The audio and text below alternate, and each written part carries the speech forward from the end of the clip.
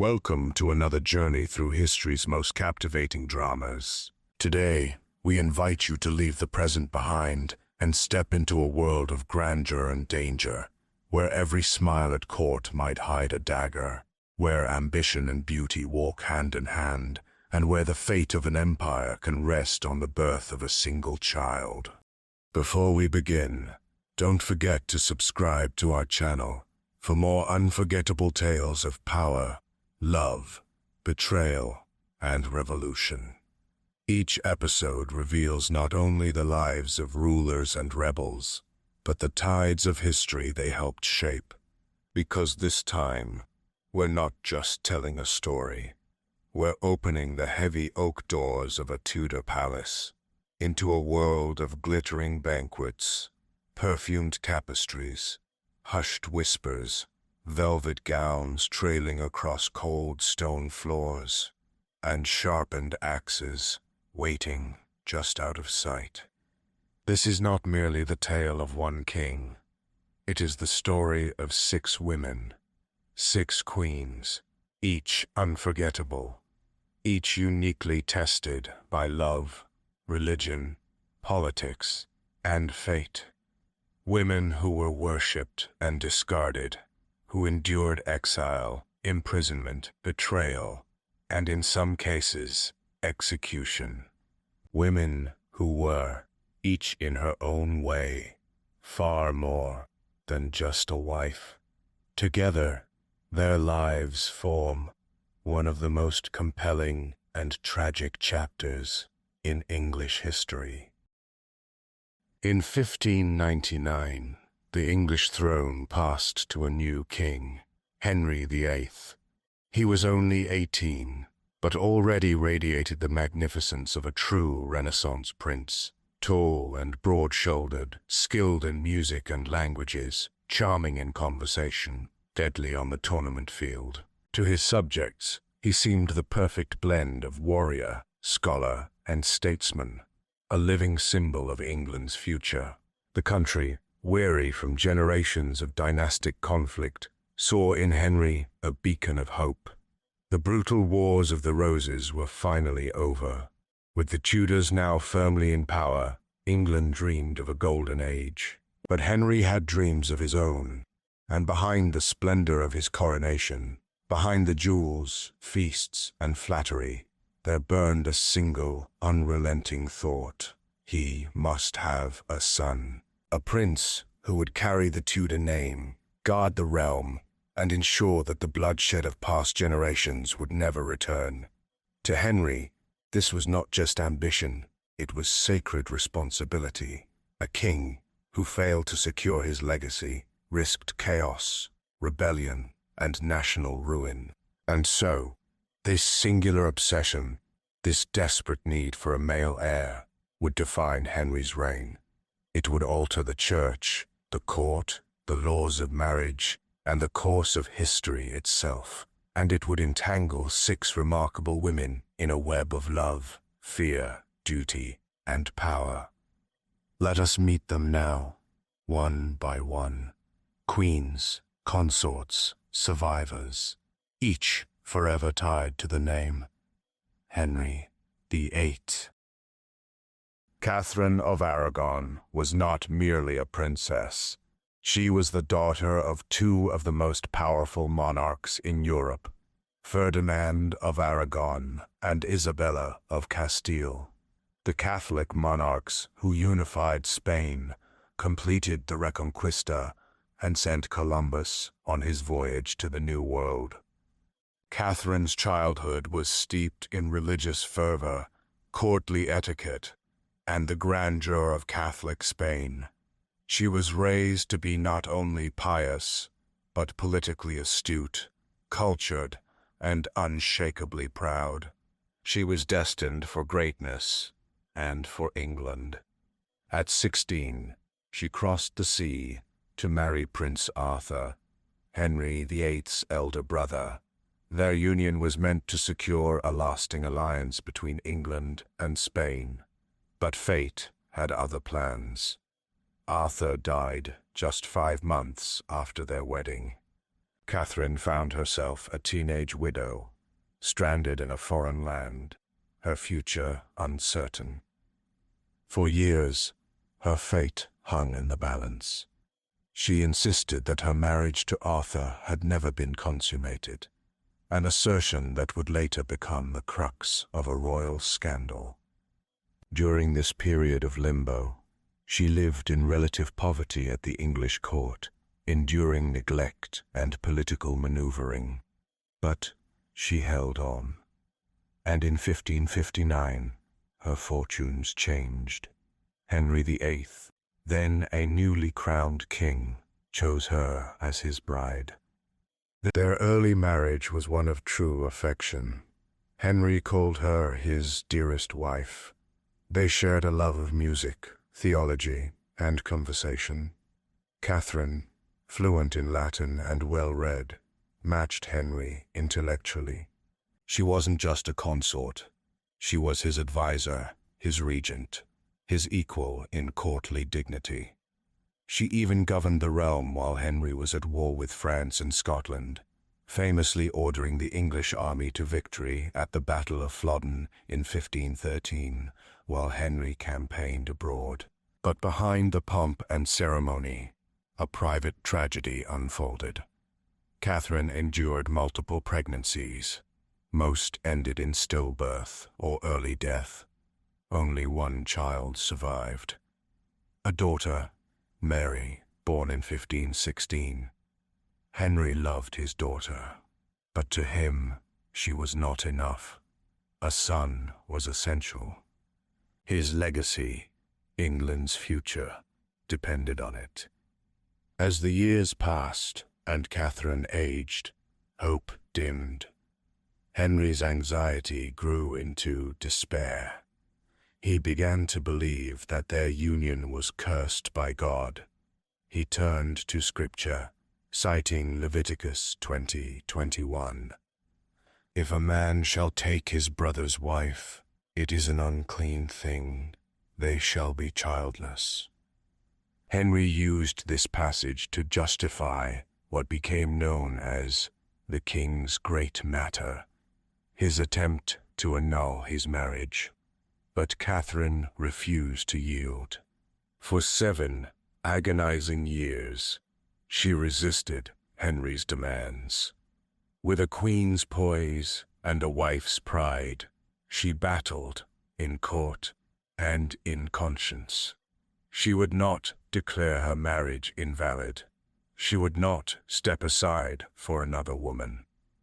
In a moment that has echoed through history, she stood before Henry and declared, "I am the king's true and lawful wife. God never called me to a convent. I am his queen."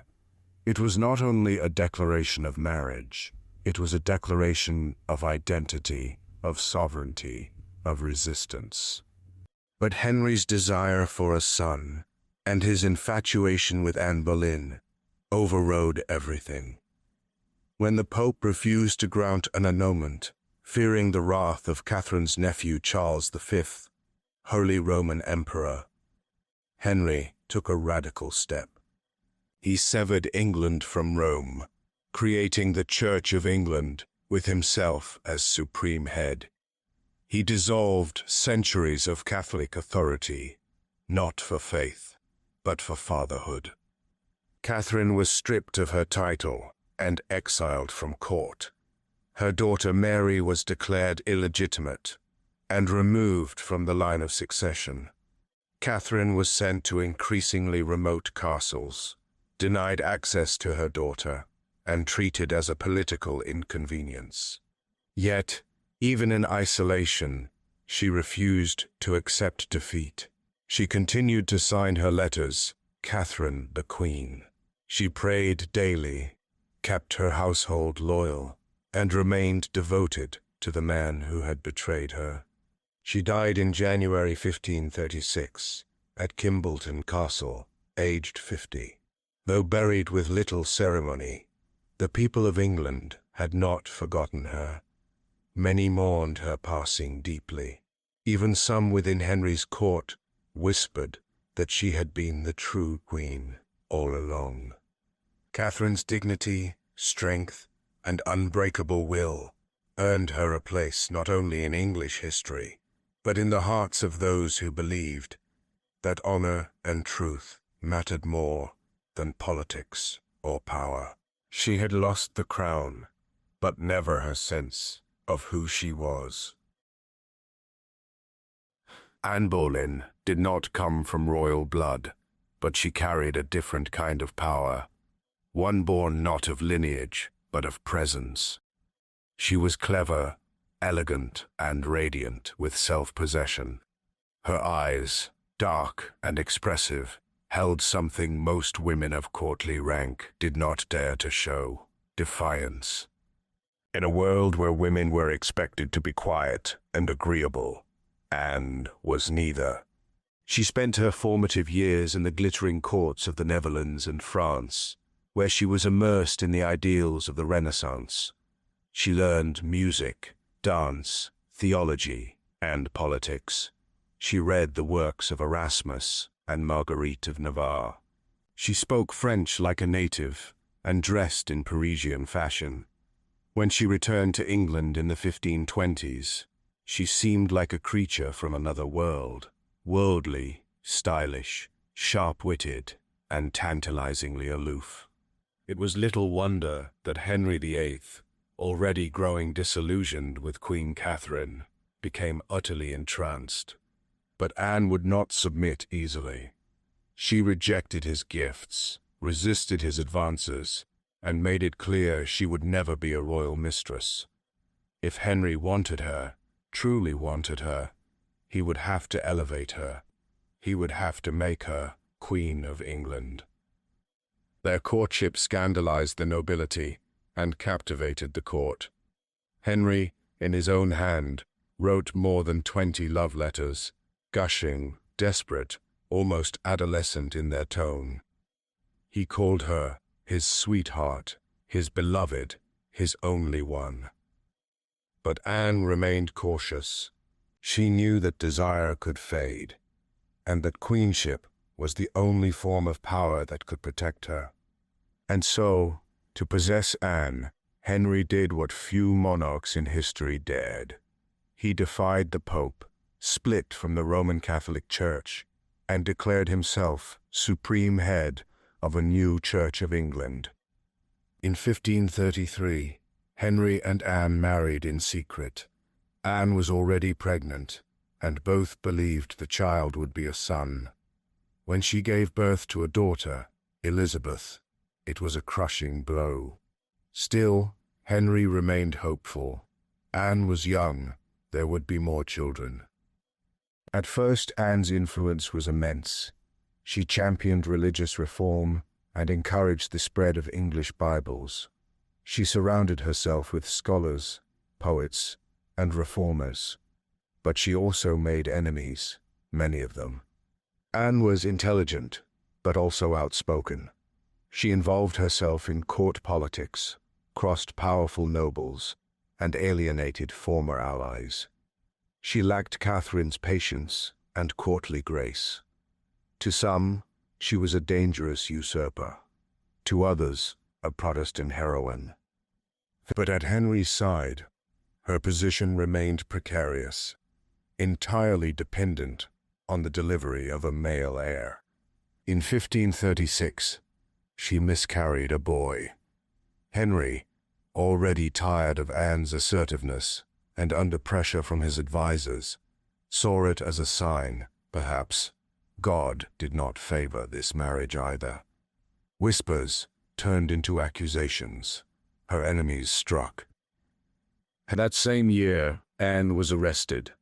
She was charged with adultery, incest, and plotting the king's death.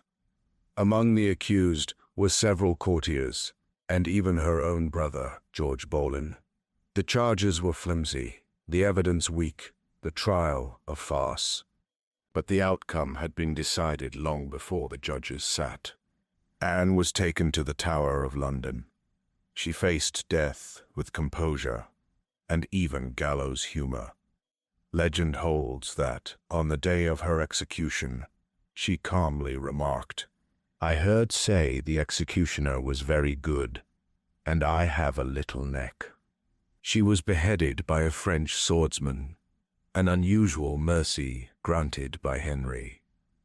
Her body was hastily buried in an unmarked grave within the chapel of St. Peter ad Vincula at the Tower.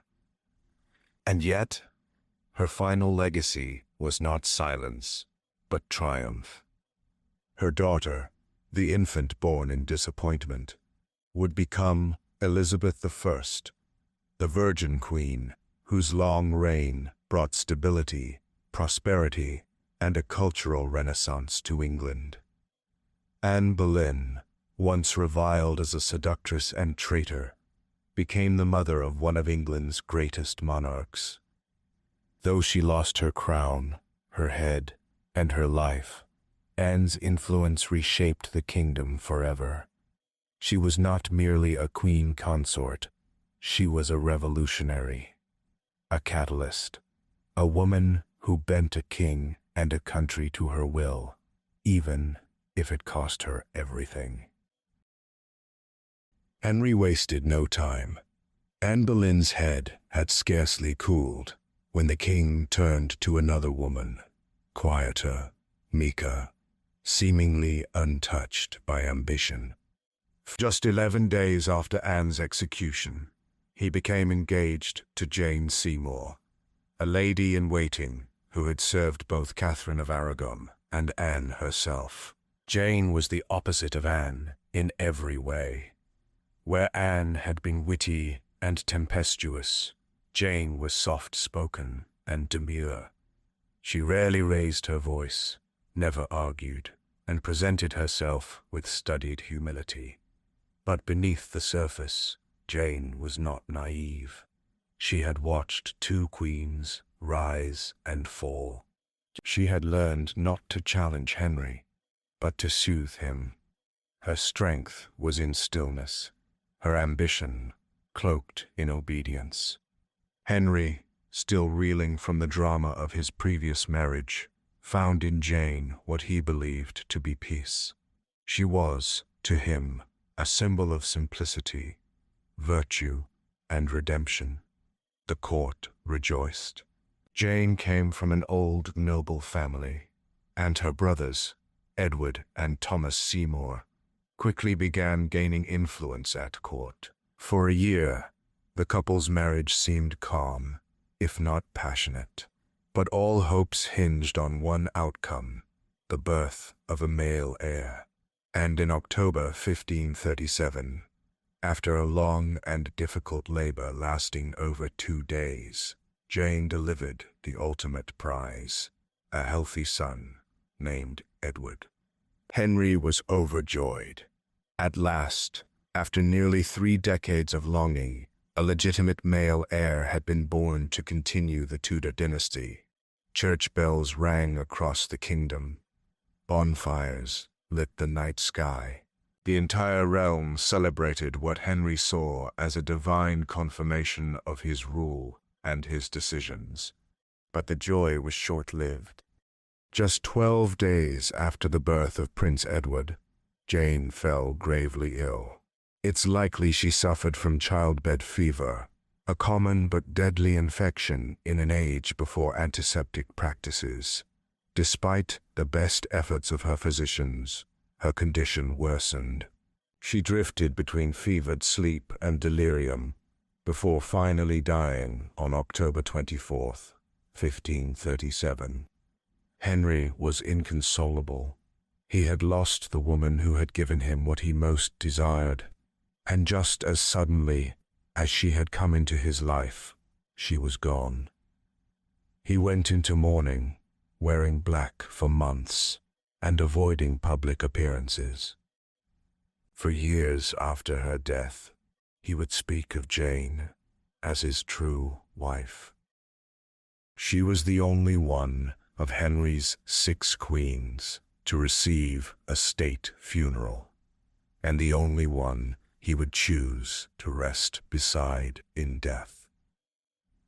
When Henry died in 1547, His body was interred at St. George's Chapel at Windsor Castle, next to Jane, forever linked by the brief triumph and terrible cost of their union. To Henry, Jane Seymour was the perfect queen, not because of her charm, her intellect, or even her companionship, but because she had fulfilled her royal purpose. She had given him a son. Yet for Jane, the price was everything. She never saw her son grow up.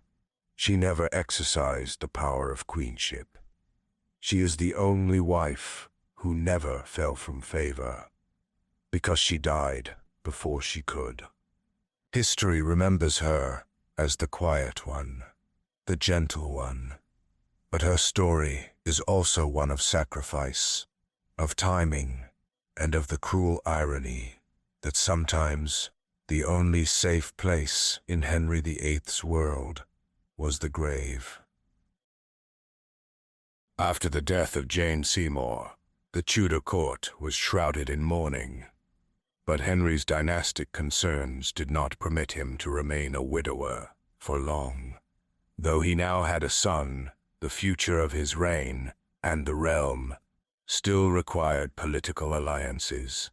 England, newly Protestant and increasingly isolated from Catholic Europe, needed strong allies. And so began a search for a new queen, not of Henry's heart, but of strategy. Thomas Cromwell, Henry's chief minister and architect of the Reformation, proposed a match with the Duchy of Cleves, a small but strategically located Protestant state in the Holy Roman Empire.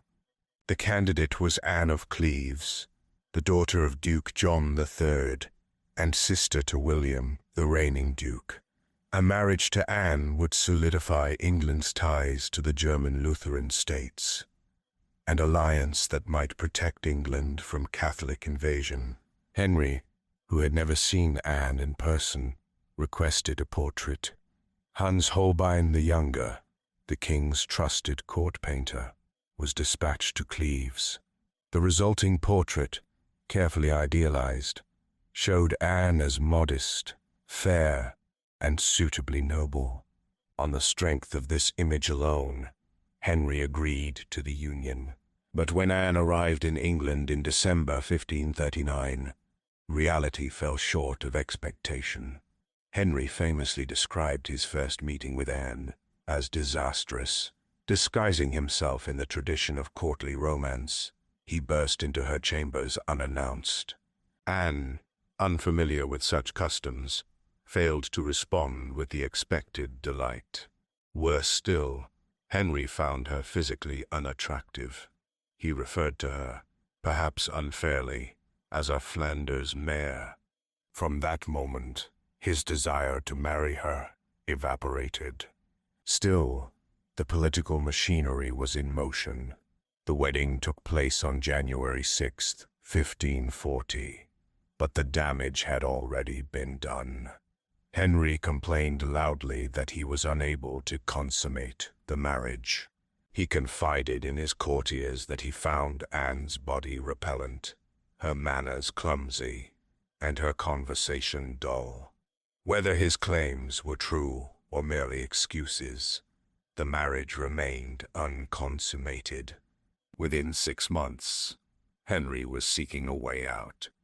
But here, Anne of Cleves demonstrated a shrewdness that would ensure her survival. When Henry moved to annul the marriage, Anne did not resist. She cooperated fully, stating that the union had never been physically completed and that she had previously been betrothed, a technicality Cromwell cleverly exploited. For her compliance, Anne was handsomely rewarded. She received a generous settlement, several manors, including Richmond Palace and Hever Castle, the former home of the Boleyns, a large annual income, and the lifelong honorary title of the king's beloved sister. She was invited to court for major events, treated with deference, and allowed to live freely. something none of Henry's other wives ever truly experienced. In private, Anne adapted to English life. She enjoyed hunting, music, and card games. She formed a close relationship with Princess Mary and maintained cordial ties with the royal family long after her marriage ended. Unlike so many others in Henry's orbit, Anne kept her head and her fortune. She outlived not only Henry, but all of his wives, dying peacefully in 1557, during the reign of her former stepdaughter, Mary I. She was buried at Westminster Abbey, a mark of respect few non-English royals ever received. Anne of Cleves may have begun her English journey as a political pawn, but she ended it as an independent and respected woman. In a world that devoured queens, Anne walked away with her life, her dignity, and her wealth intact. An extraordinary outcome in Henry's turbulent reign. If Anne of Cleves represented diplomacy and survival, Catherine Howard was the return of passion, reckless, blinding, and ultimately fatal. She was just a teenager, barely in her mid-teens, when she caught Henry VIII's attention. He was nearing 50, obese, plagued by a festering leg wound, and burdened by years of political betrayals and personal disappointments. Yet, when he saw Catherine, his heart surged with something dangerously close to joy. She was vibrant, flirtatious, and stunningly beautiful. Her youth seemed to rejuvenate him, giving him the illusion that he could once again be the gallant knight of his younger days. He called her his rose without a thorn. To him, Catherine was not just a wife, she was youth itself, bottled and brought back to life. But underneath the satin and song, Catherine's life had never been simple. She was the niece of Thomas Howard, Duke of Norfolk, and a cousin to Anne Boleyn. Raised in the household of the Dowager Duchess of Norfolk, she had received little in the way of supervision or moral instruction. There, in a house filled with young men and women with little oversight, Catherine had several romantic encounters, among them Francis Derham, who would later become a key figure in her downfall. Despite her lack of formal education or political ambition, Catherine knew how to charm. Henry married her just weeks after his annulment from Anne of Cleves in July 1540. She was crowned queen and showered with jewels, gowns, and titles. The court celebrated. Henry's affection for her seemed boundless, but Catherine was not prepared for the dangers of queenship. She was a teenager, living in a world of spies, factions, and brutal consequences. What had been foolish indiscretions in her youth now became threats to the crown. And worse, Catherine was accused of rekindling a romantic relationship during her time as queen with Thomas Culpeper, a gentleman of the king's chamber. Whether their affair was physical or merely emotional remains unclear, but the very whisper of adultery was enough. By late 1541, rumors began to reach Henry's counselors. The investigations were swift and merciless. Catherine's old acquaintances were interrogated. Her former lovers were tortured. Letters were uncovered. Testimonies extracted. What began as gossip quickly became a scandal that could not be ignored. When Henry was informed of the allegations, he collapsed in grief and fury. He locked himself away, refusing to eat or speak for days. This betrayal, so soon after the blissful beginnings of the marriage, struck him to the core. Catherine was arrested and imprisoned in her apartments at Hampton Court. She was hysterical, desperate, and completely unprepared for what was coming. She begged Henry for mercy, writing him a heart-wrenching letter that began, "Your Grace's most sorrowful wife and most sorrowful subject." But mercy was not in Henry's nature, especially not when his honor had been tarnished. On February 13th, 1542, Catherine Howard was taken to the Tower of London. The night before her execution, legend says, she requested to practice laying her head on the execution block, so she would not appear frightened. She was barely 19 years old when she was beheaded on Tower Green, the same spot where her cousin Anne Boleyn had died 6 years earlier. Her final words are said to have been, "I die a queen, but I would rather die the wife of Culpeper." Like a rose picked too soon, Catherine's life was brief and bright, and ended in silence. She was a girl thrust into a woman's role at the most dangerous court in Europe. And in Henry's world, innocence was no protection, and beauty no shield. Her downfall became a lesson that echoed through the palace walls. In the Tudor court, the line between royal adoration and royal annihilation was as thin as a whisper. By the time Catherine Parr entered Henry VIII's life, the king was no longer the Golden Prince of 1509. He was now obese, often immobile, and plagued by chronic pain from his ulcerated leg. His mood was unpredictable, his court filled with fear. He had buried 4 wives and executed 2. Even his closest advisors feared his wrath. And yet, in this volatile chapter of Henry's reign, Catherine Parr emerged, not merely as his final life, but as a woman of extraordinary resilience, intellect, and political skill. She would not only navigate the dangers of court life, she would outlive the king himself. Catherine was born in 1512 to a well-connected northern noble family. Her mother had served as a lady-in-waiting to Queen Catherine of Aragon, and Catherine Parr was named in her honor. Unlike most women of her class, Catherine received an excellent education. She spoke multiple languages, read widely in theology and philosophy, and harbored a deep interest in the religious reforms sweeping Europe. By the time Henry proposed to her in 1543, Catherine had already been widowed twice. She was 31 years old, older than most royal brides, and had recently begun a romantic relationship with Thomas Seymour, the brother of Jane Seymour. But fate had other plans. When Henry set his sights on her, Catherine had little choice. To refuse a king, especially one with Henry's record, was unthinkable. And so, she set aside her heart and married the king, becoming his 6th and final wife on July 12, 1543. Unlike her predecessors, Catherine was not chosen for youth, beauty, or diplomacy. She was chosen for her stability. Henry was aging, often unwell, and increasingly paranoid.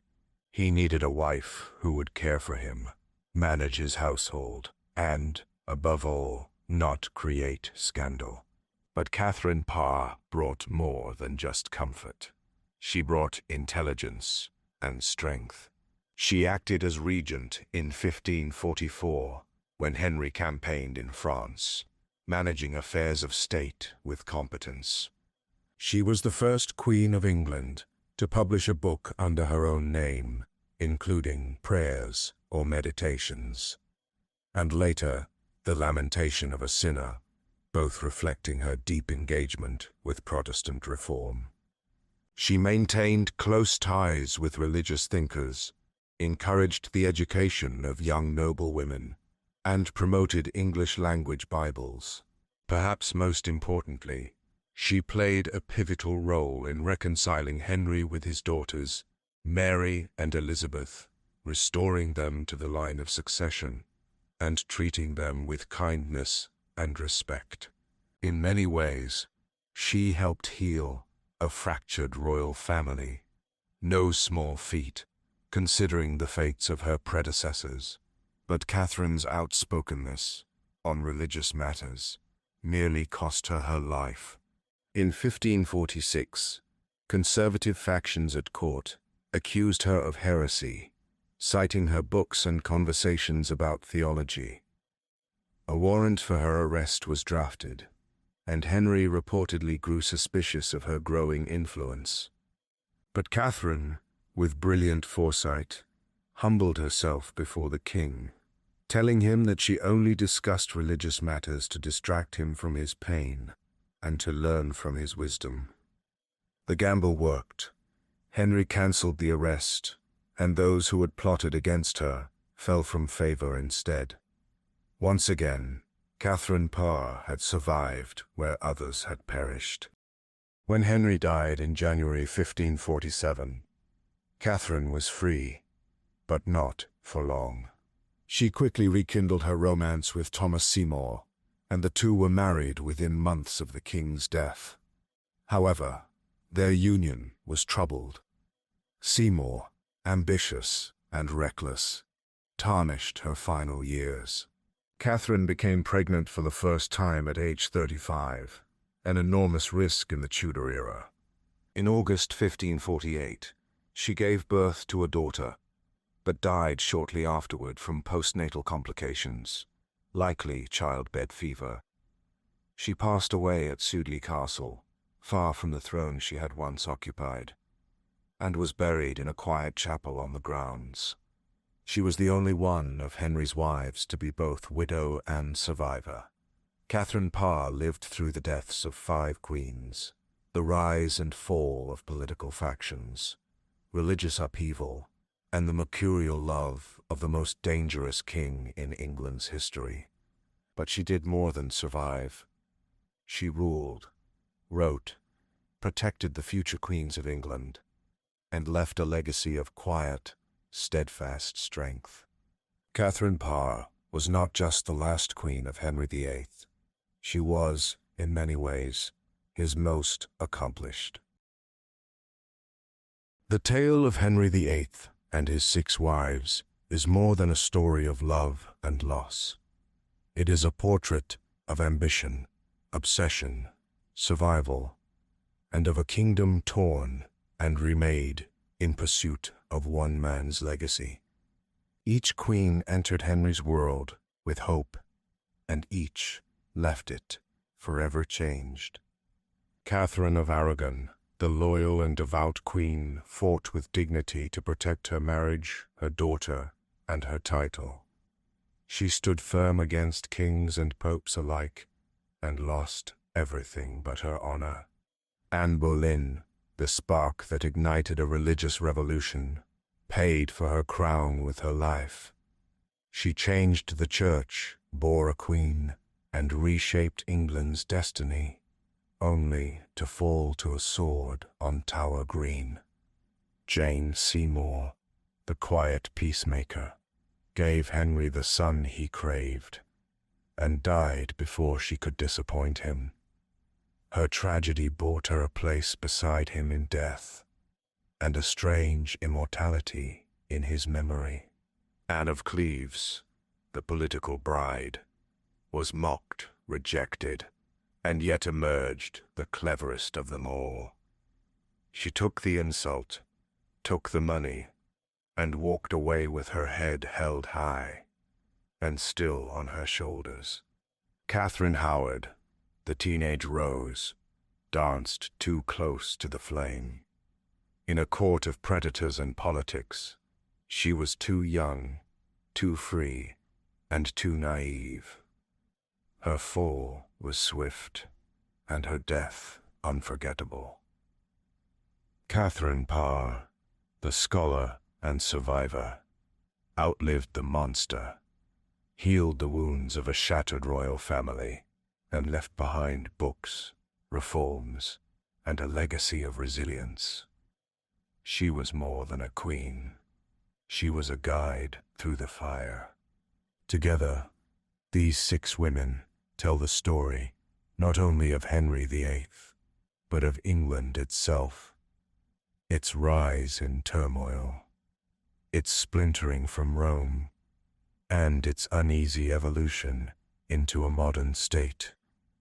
And as for Henry, he remains one of the most complicated rulers in history, charming and tyrannical, brilliant and paranoid, a king who rewrote the rules of marriage, monarchy, and religion to serve his desires.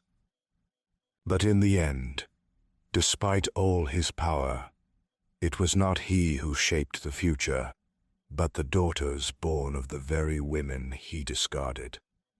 Mary and Elizabeth, 2 daughters he once deemed illegitimate, would sit on the throne long after he was gone. And Elizabeth, the child of Anne Boleyn, would reign for 45 years, ushering in the golden age of England. That is the final irony of Henry's reign. In his obsessive quest for a son, he overlooked the daughters who would define his legacy. Thank you for joining us on this journey through Tudor history. If this story moved you, intrigued you, or opened new doors to the past, don't forget to subscribe to our channel. There are many more tales of empires, revolutions, and remarkable lives waiting just beyond the veil of time. Until next time, walk softly through history. The echoes still speak.